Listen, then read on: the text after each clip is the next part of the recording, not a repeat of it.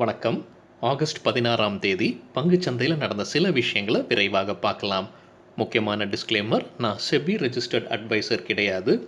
இந்த வீடியோவில் காட்டக்கூடிய அனைத்து கம்பெனிகளும் வெறும் இன்ஃபர்மேஷனல் பர்பஸ்க்காக மட்டுமே. முதலீடு பண்ணுங்கன்னு சொல்கிற வீடியோ கிடையாது. எந்த ஒரு முதலீட்லையும் ரிஸ்க் இருக்கும். ரிஸ்க் புரியாமல் இன்வெஸ்ட் செய்யாதீங்க. ரிஸ்க் புரியலன்னா தயவு செய்து இன்வெஸ்ட்மெண்ட்டை தவிர்த்துருங்க. நம்ம ருப்பி டிரைவர் சேனலை சப்போர்ட் பண்ணுற அனைத்து நல்ல உள்ளங்களுக்கும் நன்றி. வீடியோ பிடிச்சிருந்ததுன்னா தயவுசெய்து லைக் பண்ணுங்கள், தெரியாதவங்களுக்காக ஷேர் பண்ணுங்கள். நிஃப்டி இன்னைக்கு 34 புள்ளிகள் அதிகமாக 0.2% க்ரீனில் க்ளோஸ் ஆயிருக்கு. 16,563 க்ளோஸ் ஆயிருக்கு.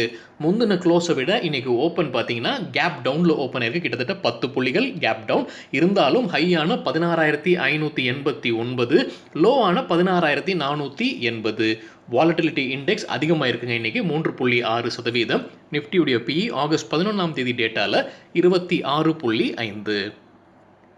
நிஃப்டியுடைய 15 மினிட் சார்ட் இன்றைக்கி ஏற்றம் தான் பார்த்துருக்கோம். ஸோ ஃபஸ்ட் கேண்டலில் கொஞ்சம் கேப் டவுன் இருந்திருக்கு. அதுக்கப்புறமாக பையர்ஸ் மேலே கொண்டு போயிட்டாங்க. நிஃப்டியை ஆல் டைம் ஹையை எட்டியது மறுபடியும் இன்றைக்கி நிஃப்டி. செக்டர் வைஸ் பார்க்கும்போது மெட்டல் செக்டர் 1.5% அதிகரித்தது. Oil and gas 1%, financial services 0.4%, FMCG 0.3%, health care index 0.3%, private sector bank விழுந்திருக்கு 0.2%, பேங்க் 0.2% விழுந்தது, IT 0.3%, reality 0.4%, pharma 0.6%, consumer durables 0.7% விழுந்தது, ஆட்டோ 0.9%, பப்ளிக் செக்டர் பேங்க் 1% விழுந்தது, மீடியா அதிகபட்சமாக 1.4% விழுந்தது. நிஃப்டியில் top 5 gainers Tata steel 3.7%, Bajaj finance 3%, MNM 2.6%, Britannia 2.5%, IOC 2.3% அதிகரித்தது. நிஃப்டியில் டாப் 5 லூசர்ஸ் மாருதி 2.6% விழுந்தது, ஸ்ரீ சிமெண்ட்ஸ் 2% விழுந்தது, Eicher Motors 2%, power grid 2%, Bajaj auto 2% விழுந்தது. சில இண்டிவிஜுவல் ஸ்டாக்ஸ் மற்றும் செய்திகள் விரைவாக பார்க்கலாம். தாலிபான் இப்போ ஆப்கானிஸ்தானை கம்ப்ளீட் கண்ட்ரோல் டேக் ஓவர் செய்துட்டாங்க. பிரசிடென்ட் திரு கானி இப்போ நாட்டை விட்டு வெளியேறி இருப்பாரு அப்படின்ற மாதிரி செய்தி வெளியாயிருக்கு. இப்போ ஆப்கானிஸ்தான் முழுவதும் தாலிபான் கண்ட்ரோலில் இருக்கு அப்படின்ற செய்தி வெளியாயிருக்கு. ஓலா அவங்க எலக்ட்ரிக் ஸ்கூட்டரை நேற்று ஆகஸ்ட் 15ஆம் தேதி அறிமுகம் செஞ்சுருக்காங்க. விலை நிர்ணயிச்சிருக்காங்க. 1 லட்சம் ரூபாய்க்கு ₹1 குறைவாக நிர்ணயிச்சிருக்காங்க. சில மாநிலங்கள் மானியம் அறிவிச்சிருக்காங்க. அப்போ 1 லட்சத்தை விட குறைவாக இருக்கும் அங்கே அந்த மாநிலத்தில் விலை. அடுத்த மாடல் 2வது மாடலுக்கு ₹1,30,000 நிர்ணயிச்சிருக்காங்க. கம்பெனி 10 கலர்களில் இருக்குது. அதே மாதிரி எலக்ட்ரிக் காரில் ஓலா இறங்குவாங்க அப்படின்ற ஒரு செய்தியும் வலம் வந்து கொண்டிருக்கு. ராயல் என்ஃபீல்டு தரப்புலேருந்து ஒரு அப்டேட் இருக்குது. எலக்ட்ரிக் வெஹிக்கிள் பிஸ்னஸில் இப்போதைக்கு இறங்க போவதில்லைன்னு கம்பெனி தரப்புலேருந்து அறிவிச்சிருக்காங்க. ராயல் என்ஃபீல்டை ஐஷர் மோட்டர்ஸ் தான் உற்பத்தி செய்கிறாங்க.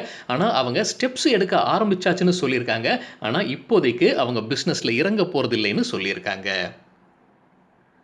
தேவயானி இன்டர்நேஷனல் ஐபிஓ முடிந்து இன்றைக்கி லிஸ்ட் ஆயிருக்குங்க. ஐபிஓ ப்ரைஸ் ₹90, இன்றைக்கி ₹141 லிஸ்ட் ஆயிருக்கு. கிட்டத்தட்ட 56% கூடுதலாக. தேவயானி இன்டர்நேஷனல் தரப்புலேருந்து வேறொரு அப்டேட்டும் இருக்குது. கோஸ்டா காஃபியுடன் அவங்களுடைய ஒப்பந்தம் நீட்டிச்சிருக்காங்க. அடுத்த 5 ஆண்டிற்கு பிறகு புதுப்பிக்கப்படும்னு சொல்லியிருக்காங்க.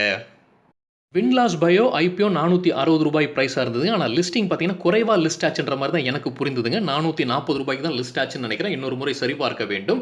எக்ஸாரோ டைல்ஸ் பார்த்தீங்கன்னா 5% கூடுதலாக லிஸ்ட் ஆச்சு இன்னைக்கு. கிருஷ்ணா டயக்னாஸ்டிக்ஸ் 7% கூடுதலாக லிஸ்ட் ஆச்சு இன்னைக்கு ஐபிஓ முடிந்ததற்கு பிறகு. இன்டெல் தரப்புலேருந்து ஒரு அப்டேட் இருக்குது. கம்பெனி கிரிப்டோ எக்ஸ்சேஞ்ச் காயின் பேஸில் முதலீடு செய்திருக்காங்கன்ற மாதிரி ஒரு தகவல் வெளியிட்டிருக்காங்க. ஜூன் 30ஆம் தேதி டேட்டா வச்சு பார்க்கும்போது கம்பெனிக்கு $7,88,000, அதாவது $1 மில்லியனுக்கு கொஞ்சம் குறைவான இன்வெஸ்ட்மெண்ட் இதில் இருக்குன்னு சொல்லியிருக்காங்க. அப்போலோ ஹாஸ்பிட்டல்ஸ் என்டர்பிரைசஸ் அவங்க குவார்ட்டர்லி ரிசல்ட் வெளியிட்டிருக்காங்க. அதன்படி ப்ராஃபிட் இந்த குவார்ட்டருக்கு ₹501 கோடிகள். இதே போன வருடம் இதே குவார்ட்டரில் கம்பெனி நஷ்டத்தில் இருந்திருக்காங்க. ரெவென்யூ அதிகரிச்சிருக்கு ₹3,760 கோடிகள். போன வருடம் இதே குவார்ட்டரில் ₹2,172 கோடிகள் மட்டுமே. இன்ட்ராடேல கலக்கியிருக்காங்க. 7% அதிகரித்தது. ஜீ என்டர்டெயின்மெண்ட் குறித்து சில நாட்களுக்கு முன்னாடி நம்ம ஒரு செய்தி பார்த்திருந்தோம். செபி வந்து இன்சைடர் ட்ரேடிங் காரணமாக சிலருடைய அக்கவுண்ட்டை தடை செஞ்சிருந்தாங்க. சில பேங்க் அக்கவுண்ட்ஸை ஃப்ரீஸ் செஞ்சிருந்தாங்க. இப்போ பஜாஜ் ஃபினான்ஸ் தரப்புலேருந்து ஒரு அப்டேட் இருக்கு. இந்த பேங்க் அக்கவுண்ட்ஸ் முடக்கம் காரணமாக அவங்களுக்கு பாதிப்பு இருப்பதாக அறிவிச்சிருக்காங்க. சில அக்கவுண்ட்ஸ்லேருந்து அவங்களுக்கு பணம் கிடைக்க வேண்டியது இருக்கு. இப்போ அது முடக்கம் செய்திருப்பதனால பாதிப்பு இருக்குன்ற மாதிரி பஜாஜ் ஃபினான்ஸ் தரப்புலேருந்து சொல்லியிருக்காங்க. சோபா அவங்க குவார்ட்டர்லி ரிசல்ட் வெளியிட்டிருக்காங்க. அதன்படி கன்சாலிடேட்டட் ப்ராஃபிட் அதிகமாயிருக்கு. 1.08 கோடிகள் இந்த குவார்ட்டருக்கு. போன வருடம் இதே குவார்ட்டர்ல 0.66 கோடிகள் மட்டுமே. ரெவென்யூவும் அதிகரிச்சிருக்கு. 51 கோடிகள் இந்த குவார்ட்டருக்கு. போன வருடம் இதே குவார்ட்டர்ல 35 கோடிகள் மட்டுமே. இன்ட்ராடேல வாலட்டைலா இருந்திருக்கு சோபா. ராம்கிருஷ்ணா ஃபோர்ஜிங்ஸ் லிமிடெட் அவங்களுக்கு கிடைத்த ஒரு ஆர்டர் குறித்தான அப்டேட் வெளியிட்டிருக்காங்க. 175 கோடிகள் மதிப்பு இருக்கலாம்னு கம்பெனி தரப்புலேருந்து சொல்லியிருக்காங்க. ஒரு யூரோப்பியன் கஸ்டமர் கிட்ட இருந்து இந்த ஆர்டர் கிடைச்சிருக்கு. பேரை கம்பெனி வெளியிடல. இன்ட்ராடேல 3% அதிகரித்தது கம்பெனியுடைய ஷேர் பிரைஸ். பெட்ரோநெட் எல்என்ஜி அவங்க குவார்ட்டர்லி ரிசல்ட் வெளியிட்டிருக்காங்க. அதன்படி ப்ராஃபிட் அதிகமாயிருக்கு. 636 கோடிகள் இந்த குவார்ட்டருக்கு. போன வருடம் இதே குவார்ட்டர்ல 623 கோடிகள்.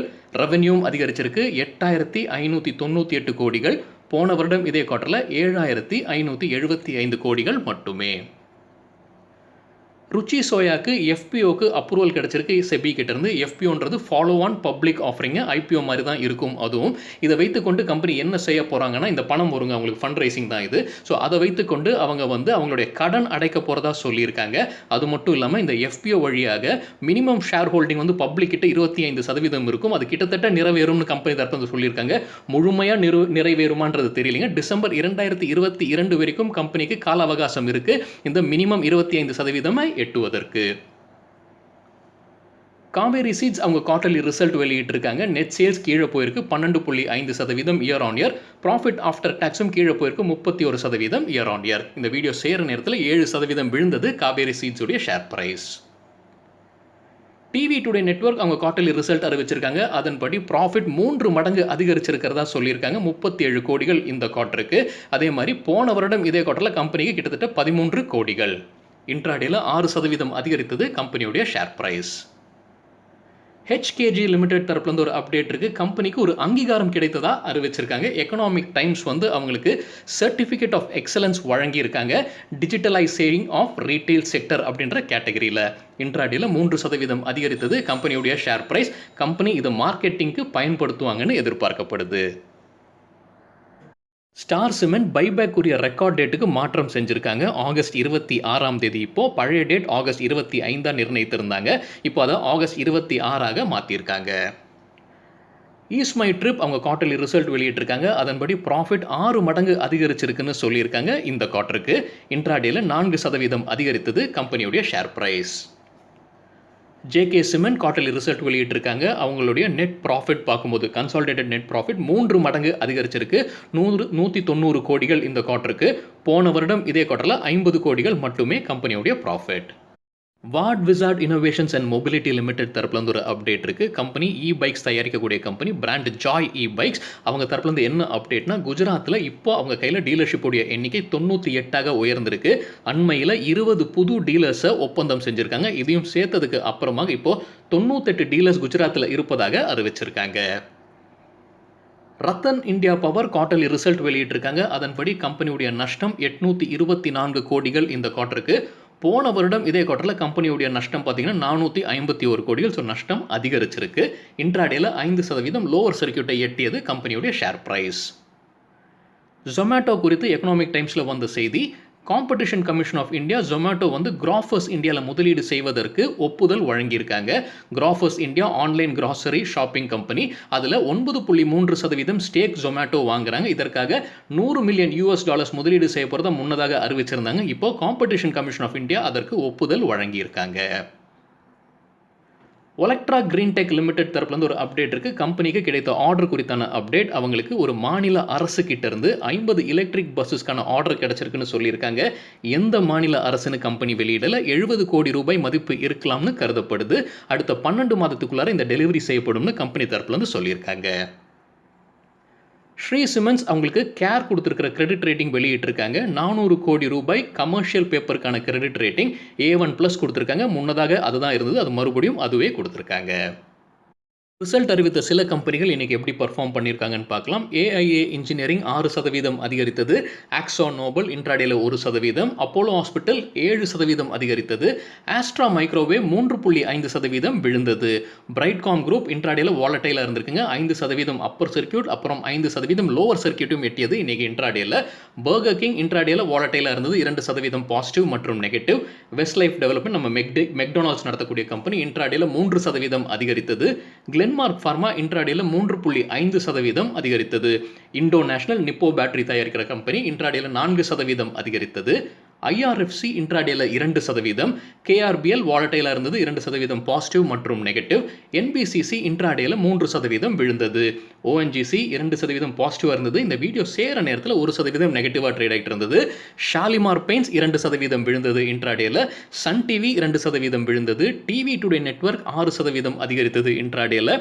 டியூப் இன்வெஸ்ட்மெண்ட்ஸ் வாலடைலா இருந்தது. 2% பாசிட்டிவ் மற்றும் நெகட்டிவ். ஸ்பைஸ் ஜெட் 12% விழுந்தது இன்ட்ராடேல. வோடாஃபோன் 7% விழுந்தது. அமர் ராஜா பேட்டரிஸ் இன்ட்ராடேல வாலடைலா இருந்தது. 2% பாசிட்டிவ் மற்றும் நெகட்டிவ். சரிங்க, இதுதான் சில விஷயங்கள் என்னுடைய பார்வைக்கு எட்டியது. நன்றி, வணக்கம்.